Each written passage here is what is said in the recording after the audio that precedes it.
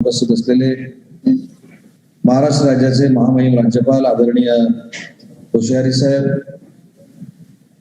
मूळच्या माझ्या जिल्ह्यातल्या असलेल्या आणि ज्यांनी आमच्या जिल्ह्याचा झेंडा देशाच्या नाही तर जगाच्या नकाशावर कोरला अशा आम्हाला सर्वांनाच आदरणीय असं सुमित्राताई, डॉक्टर नितीनजी करमळकर, उमराणीजी, प्रफुल्लजी पवार, सर्वच माझे विद्यापीठाचे सहकारी, विद्यार्थी वर्ग, बंधू आणि भगिनींनो, सर्वप्रथम मी आपल्या सगळ्यांची दिलगिरी व्यक्त करतो. राज्यपाल महोदयांची देखील दिलगिरी व्यक्त करतो, कारण मी विदर्भामध्ये आहे, गोंदियामध्ये या कार्यक्रमाला मी उपस्थित राहिलोय.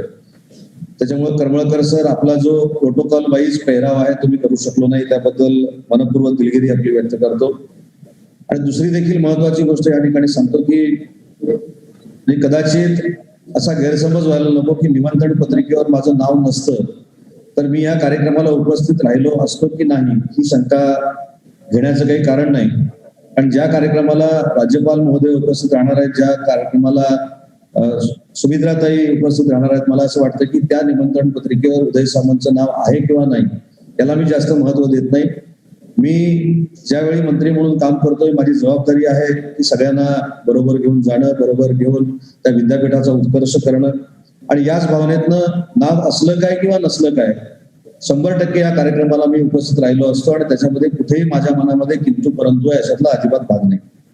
मला विशेषतः विद्यापीठाचं कौतुक एवढ्यासाठीच करायचं आहे की जगाच्या पातळीवर विद्यापीठांची यादी बनवली जाते, कुठची विद्यापीठं किती चांगलं काम करतायत, कुठच्या क्षेत्रामध्ये चांगलं काम करतायत. या सगळ्या यादीमध्ये डॉक्टर करमळकरांच्या नेतृत्वाखाली अतिशय चांगल्या पद्धतीनं पुणे विद्यापीठ सामील झालं.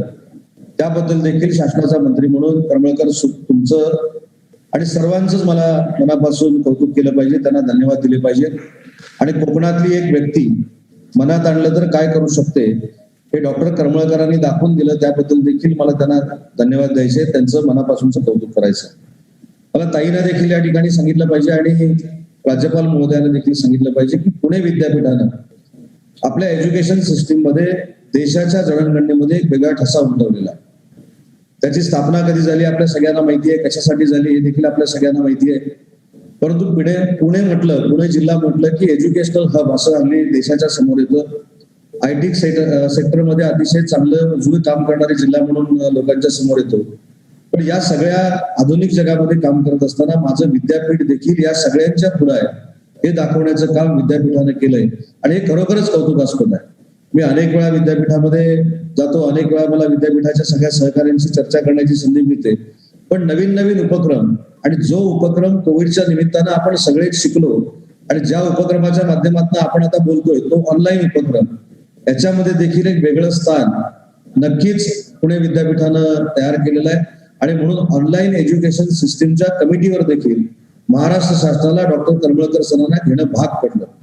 कारण ज्या पद्धतीनं त्यांनी स्टुडिओ उभे केले, ज्या पद्धतीनं त्यांनी ऑनलाईन एज्युकेशन सिस्टीम कशा पद्धतीनं आहे त्याच्यापेक्षा प्रगत होईल या पद्धतीनं काम केलं, त्याच्यामुळे त्यांची दखल महाराष्ट्र शासनाला देखील घ्यावी लागली हे देखील मला प्रामाणिकपणानं सांगितलं पाहिजे.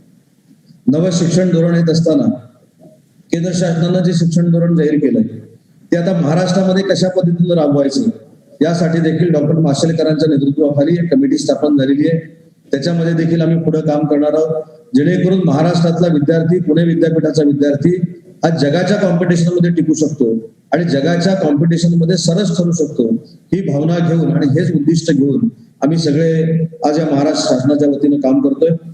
एक महत्वाची गोष्ट जी प्रत्येक दीक्षांत समारंभामध्ये मी सांगितली ती देखील मी ताईंना नम्रतापूर्वक सांगतो आणि राज्यपाल महोदयांना देखील सांगतो की कोविडच्या ह्या पॅन्डेमिक मध्ये ज्यावेळी पोलिसांना सामाजिक कार्यकर्त्यांची आवश्यकता होती, ज्यावेळी आरोग्य विभागाला सामाजिक कार्यकर्त्यांची आवश्यकता होती, महसूल विभागाला सामाजिक कार्यकर्त्यांची आवश्यकता होती, तर त्याच्यामध्ये जर पुढाकार कोणी घेतला असेल तर महाराष्ट्रातल्या NSSच्या विद्यार्थ्यांनी घेतला.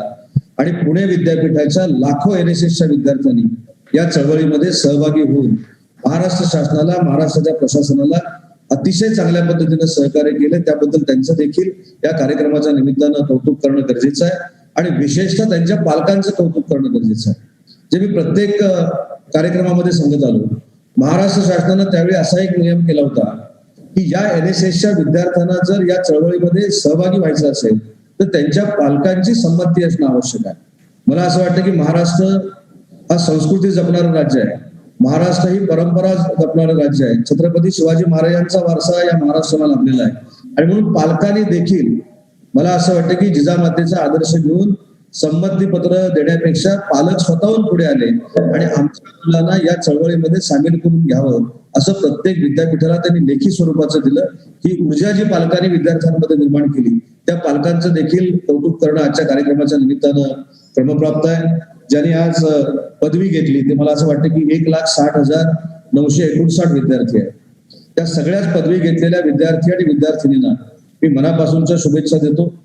आणि मला असं वाटतं की आदर्श आपण कायमस्वरूपी डोळ्यासमोर ठेवत असतो आणि आदर्श डोळ्यासमोर ठेवत असताना आज मला विद्यार्थिनी भगिनींना एक विनंती करायची आहे की आज ज्या कार्यक्रमाला आपल्या उपस्थित आहे त्या लोकसभेच्या माजी सभापती होत्या. त्याचा उल्लेख करमळकर सरांनी 8 वेळा त्यांनी लोकसभा लढली, लोकसभामध्ये जिंकून त्या लोकसभेच्या सभापती झाल्या.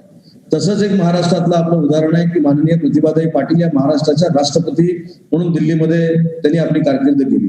मला असं वाटतं की एखाद्या सेक्टरमध्ये आपल्याला जर काम करायचं असेल व राजकारणामध्ये काम करायचं असेल तर मला असं वाटतं की ही 2 मोठी उदाहरणं आपल्या समोर आहेत की त्यांनी स्वतःच्या कर्तृत्वावर स्त्री असताना देखील आम्हाला सगळ्यांना दाखवून दिलं की आम्ही देशाचं नेतृत्व करू शकतो, आम्ही देश चालू शकतो.